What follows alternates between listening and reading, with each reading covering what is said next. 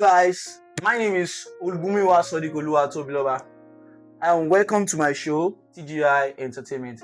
And here with me today on my podcast is My name is Abdulhafiz Abdulhakim, popularly known as CEO Jazz Entertainment. We are here today to share his experience going to Libya.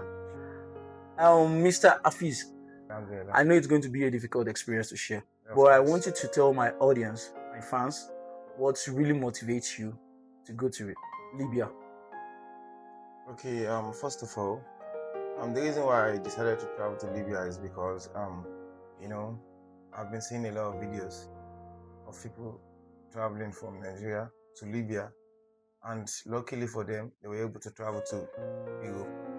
So, I just decided to try my own luck if it will be possible for me to travel from Nigeria to Libya and then from Libya to Europe. So, if I may hear you correct, what you're trying to tell me now is that you mean from Libya you can maneuver to Europe, even to France, Germany. You can actually travel to a lot of European countries like Germany, France, Italy, Greece, and lots more. So that was the reason why I traveled down to Libya. If I may ask, before you left Nigeria, what did you think life in Libya would be like? Okay, so I feel like in Nigeria people are struggling. You understand? I'm just trying to look for a better opportunity. So I feel like maybe if I travel down to Libya, the lifestyle in Libya will be different from the one in Nigeria. The one in Nigeria. So in short, you are looking for a greener pasture, right? Yeah, sure.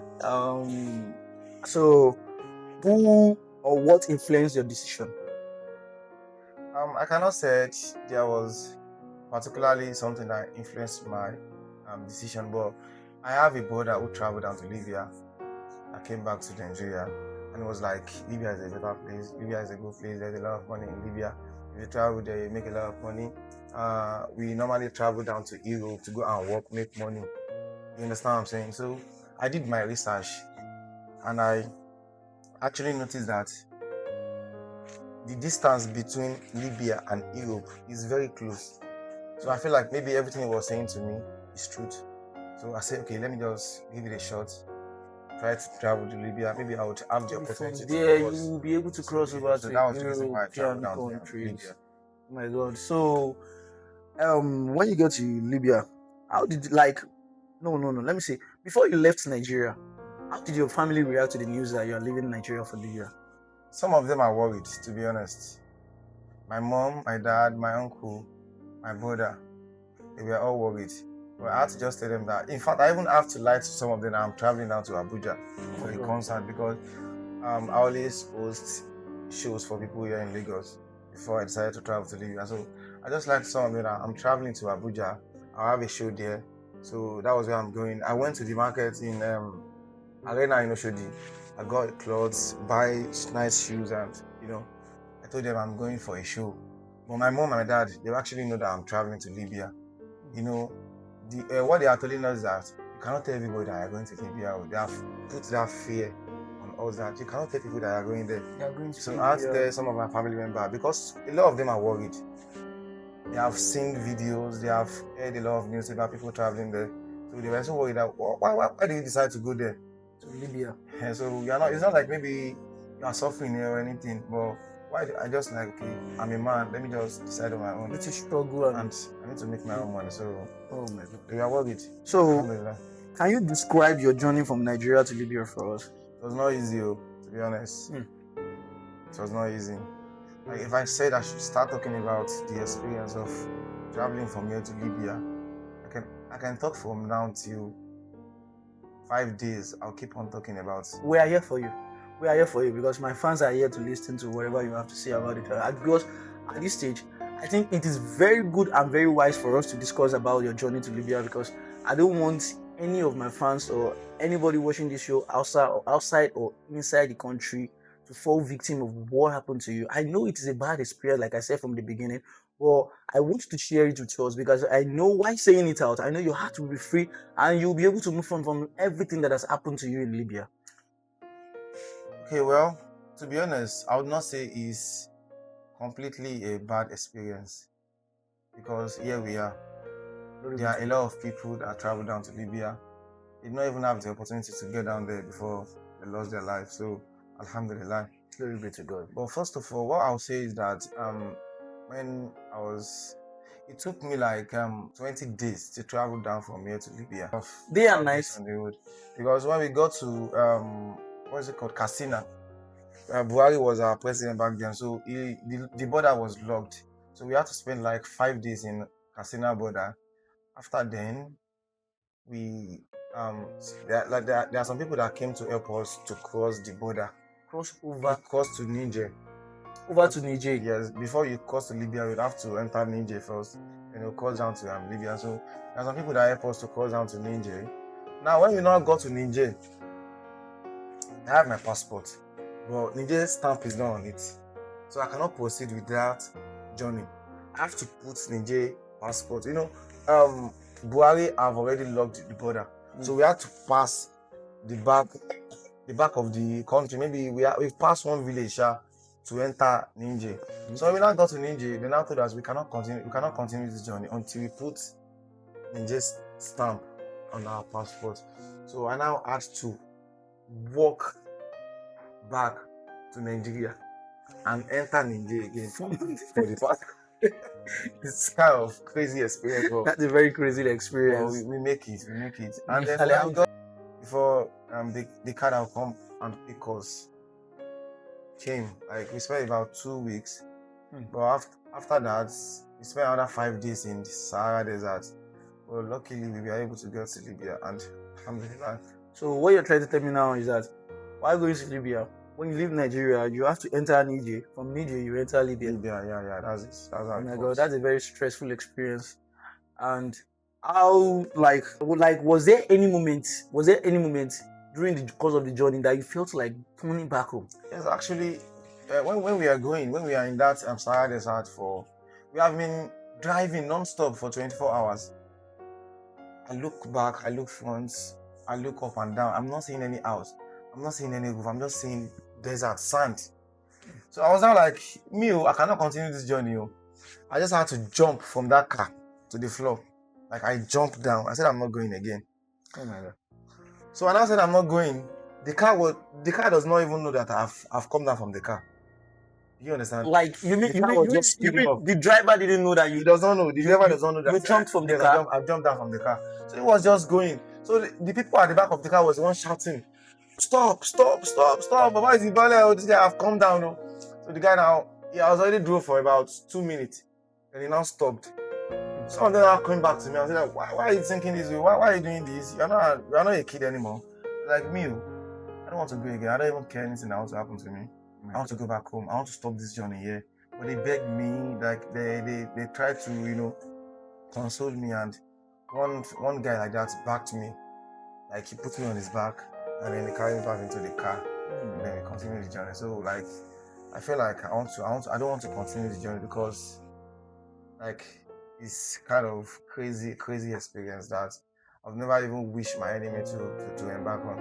So did you meet any other Africans? Yeah, there are a lot of Africans, a lot of Nigerians, Yoruba people to be precise. Like we are. Everybody else trying to make it. Yes, now people are trying to cross over. Oh my God.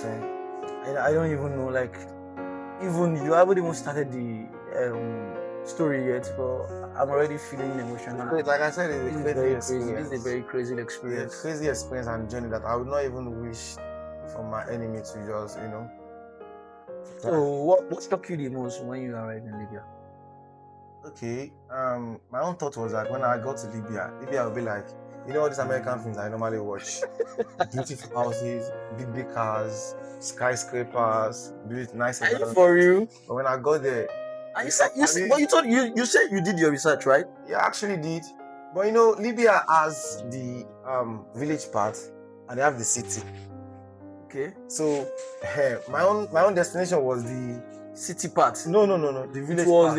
It was the village part. So like I was just so surprised that Libya, I feel like Libya is very close to Europe, so I should have been seeing a lot of skyscrapers, big buildings, nice cars. So, have you traveled to Nasarawa before? No, I've never been to Nasarawa. Nasarawa is better than So Yeah, you mean the experience was so like, crazy I that was like, I feel like maybe I was in 2019 and somebody drive me back to 2009. are you for real? Yes, that was why I feel like when I got there. So I feel like I was just like, okay, let's see what's going to happen. So I don't know how to put this question to you actually. So I want to say, what kind of work do you go to Libya to go and do, or should I say, what kind of work were you expecting that you'll be doing when you go to Libya? When you get to Libya? So my own plan, actually, like I said before, was not to work in Libya. Okay, you don't plan to work in Libya? Yes, I actually did not have any plan to work there. My own plan was that when I got to Libya, I would just stay there for like a month, and after a month, I would just have to travel down to Europe.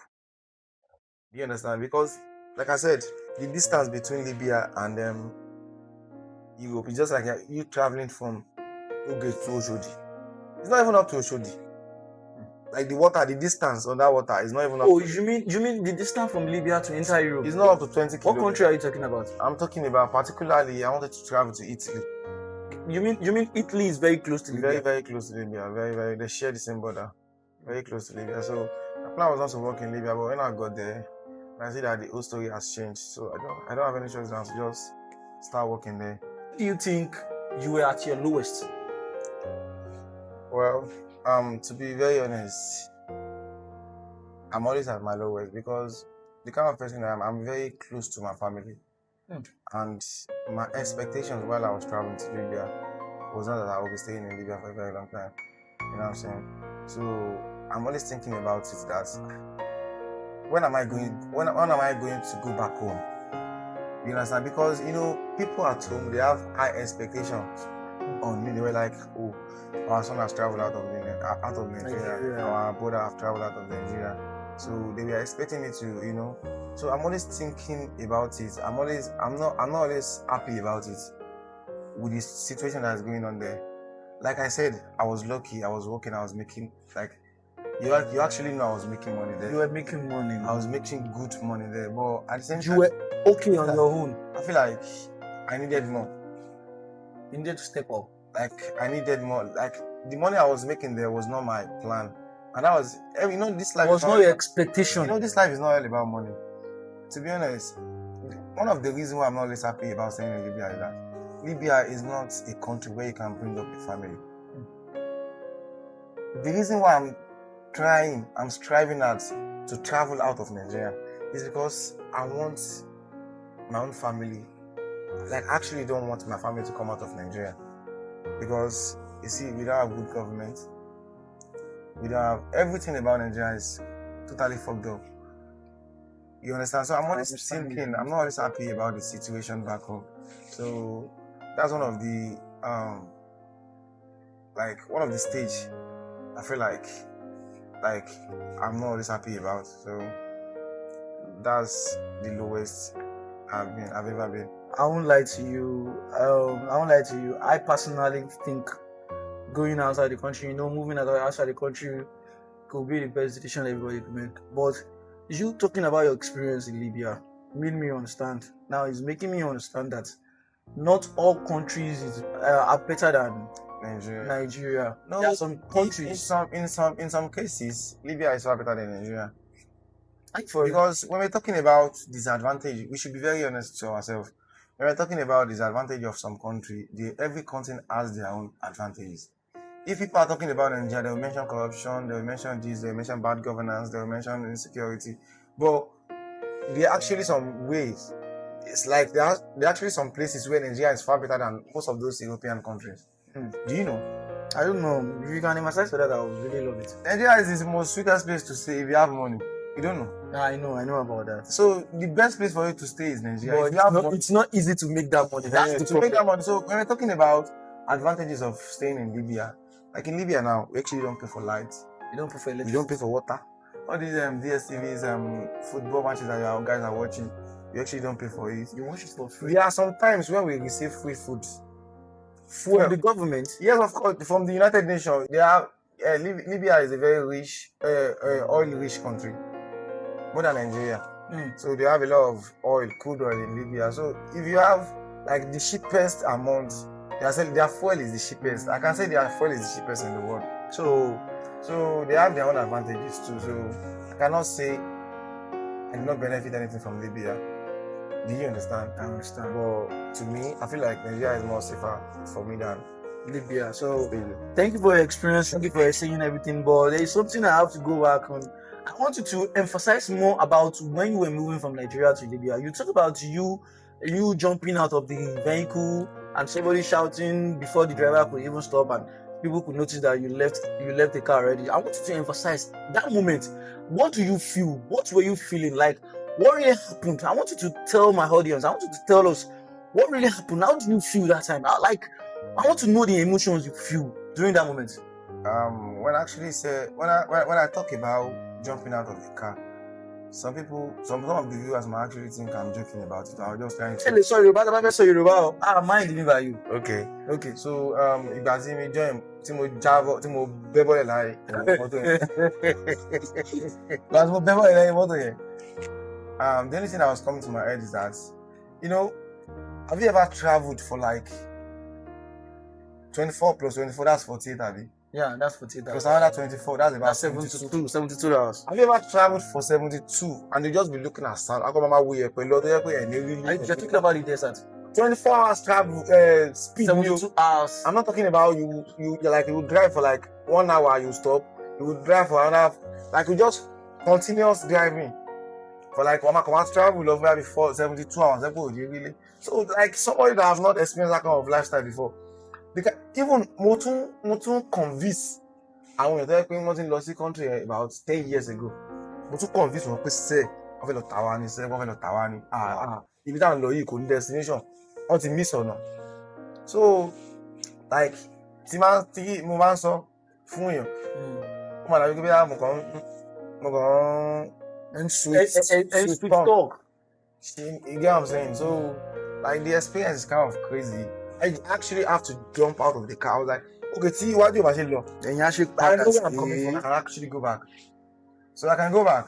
So I just had to jump, but with the help of God, because also for me, nǹkan tí mo ṣe yẹn, tó bá jẹ́ pé èèyàn kan ló jábọ́ lẹ́yìn mọ́tò, go to ṣẹlẹ̀ pé èèyàn kan jábọ́ lẹ́yìn mọ́tò. Wọ́n ní dúró wọn bàbá tí wọ́n lọ ní, but God loves me like that. For real? Yes, now I'm alone. If you enter the desert, you see skull, like the human bones. You see it everywhere in the desert. I was even about people that have traveled. I was about coming to that area. Like I wanted to ask you that during the course of your journey to Libya, you talk about going and passing through a lot of road, going through the desert. Yeah. Like I want to ask you that during your own experience, was there any situation, or was there any incident happening that causes one's life to No. Like our own journey was so smooth. Because when we were traveling, I was just Mukomari because they pon shiba be I was asking like give me like what exactly is this? Be like if it's not going here, a person they bury for there. Do you understand? So and inside the desert. Yes, inside the desert, all deserts. Those ones now, their family already forget about them. They are forgetting so for life, they are gone. So, but when I was traveling there, Alhamdulillah, face it like our own journey was smooth. It was delayed.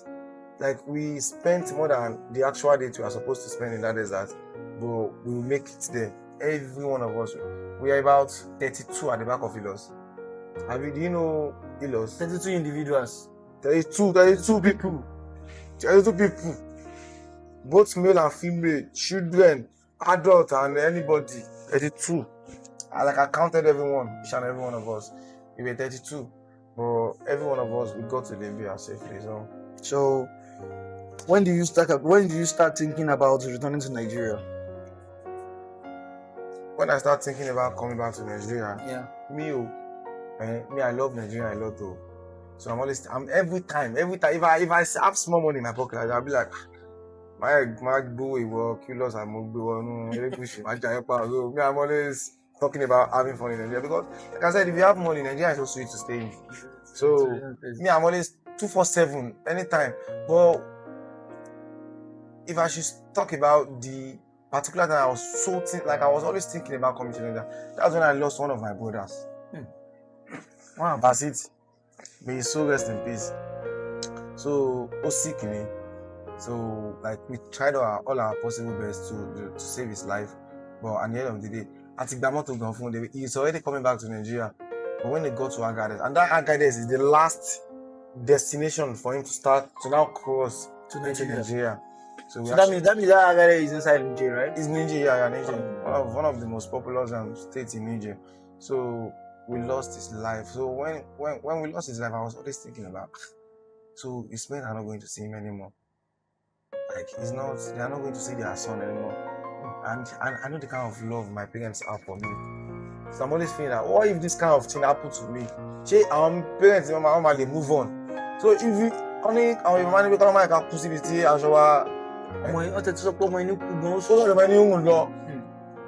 for life.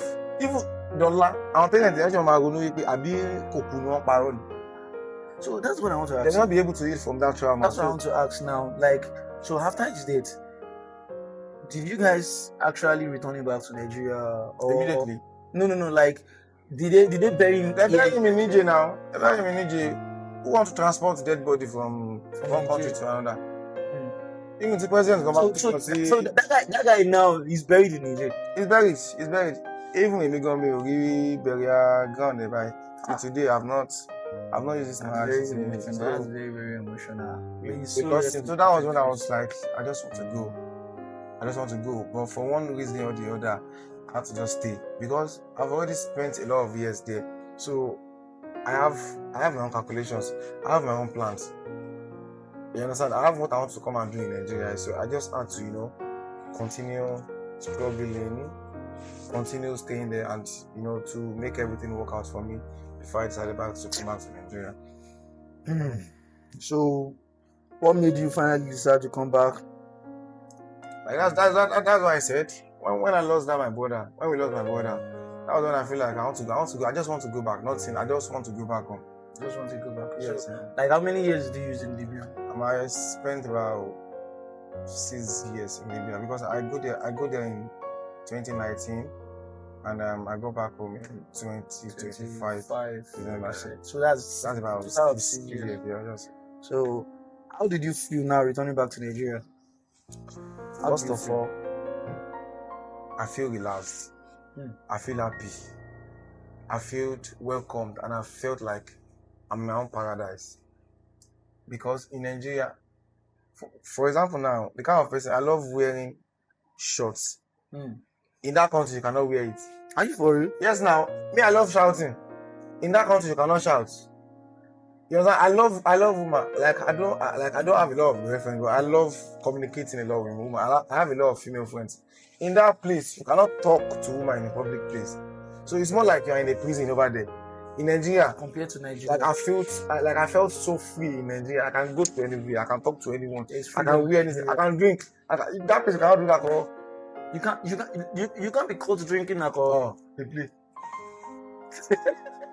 Yeah, even sipping. That place cannot drink alcohol.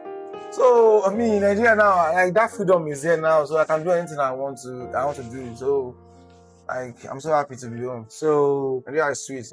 Did the experience change how you feel, how you see your life? My own life, the experience. Does it change how I feel? Like how I see my life? Yes. Then I don't have sense. So how about now? It's not funny. I don't have sense now before, but now I think I'm trying to, I'm trying to. You're trying to gather your senses. Like then, I actually did my research back then, but it was senseless. It was 0/100. So there's not any good thing that come out of that research. But now even if anybody wants to take me to the UK or US now, I would have to just life is more advanced now. Do you understand? Compared to back then we did not have AI, we did not have this. I can just go online and just search, make a good research about anywhere I'm going to. What's going to happen there? If I leave Nigeria, what will happen to me? So I'll just have my own answer and I will decide. But then I was just in a rush. I want to leave Nigeria. That's the only thing in my head. But now I just had to, think about everything carefully before I would make any decision.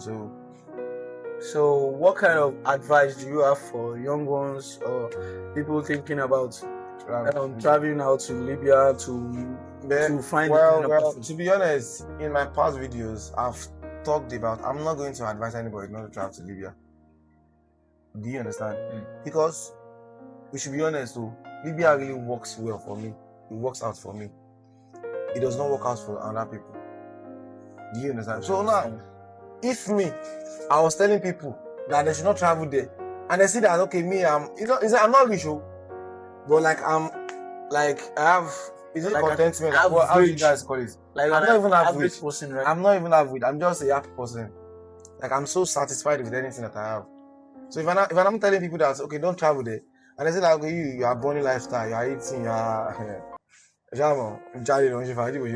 so come on, we ask you that you go there and come back, you are okay.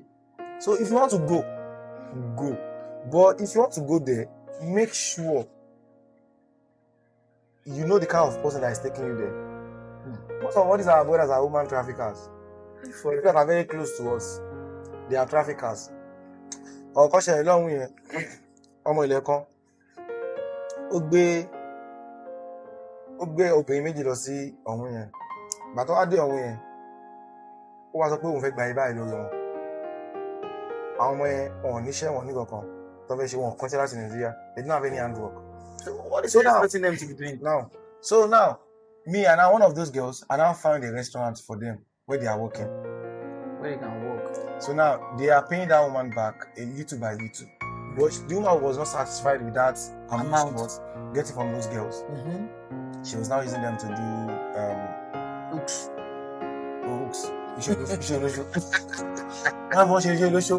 So now, all of the money from people here, who are passing by, they will just pack them, put them inside the plane, and deport them back to Nigeria. Okay. So they deport the woman and the lady said, like one young girl, the lady and the two girls, they now deport them back to Nigeria. So when they go back to Nigeria airport in Ikeja here, so our Nokasi, our immigration officer, but this person that you are looking at is a woman trafficker. Till now, as I'm talking to you now, she's still in prison. She's still in detention. Do you understand? So, I understand. So you love her, I hope everyone. So if you want to go there, think carefully about it. As a woman, if you want to go there, I would not advise, even my own sister, I would not advise her to go to Libya. My brother, I will not advise them. But if you know that you want to go, you have to make up your mind.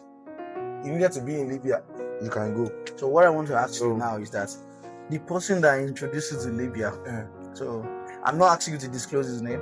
So by now you have known whether you want to pray for him or you want to do the other one. You understand? So mixed feelings. So it's a mixed feeling. So you already know where I'm going. You know where I'm going, right? So what I want to ask is that are you praying for him now or 50? I got 50. So 50 because did he deceive you? Let's say the guy is he a woman or a man? I would not say that he deceived me. I was the one that did not have sense back then. Do you understand? Because to buy a good saying, I wouldn't have listened to him. Do you understand? Okay. So I would not say he deceived me, but I was the one that did some kind of mistakes that I would never ever in my life do again. Repeat again. But you see about that course or prayer. In this life, somebody that is doing bad thing, if you pray for that person, that cause will follow the person. Sure. And somebody that is doing good thing, if you curse for the person, that curse would turn to prayer for the person. So it's now up to him. So karma. So why when God give you go chop am. And if the bad thing you do, it's like the cooler. Very, very. So I don't want to talk too much about that because So thank you, Mr. Afis. Thank you for sharing your story. And thank you too for having me. Thank you for having me because at least this video, it's like I open a guide. Okay. For our me want to embark, this dangerous journey. Let me not say desperate. That dangerous journey. It's a dangerous journey. So I will show you some clips of what what it looks like to travel from here to Libya later. Thank you so much. Thank you so much for speaking with us. Thank you for sharing your experience with us, even though we know it's very hard and difficult for you to share it with us. And thank you so much. You are always welcome back on our podcast, So, whatever you need. Thank you for having me. I really appreciate it. So, guys, subscribe, like, share, and comment on our video. Thank you so much, and let's share this video to our loved ones. Everyone, let them see this and let them know about what is going on in Libya and what people are doing to people when they leave Nigeria. Thank you so much, guys. I love you guys. One love. Shout out. Peace out. Let's go.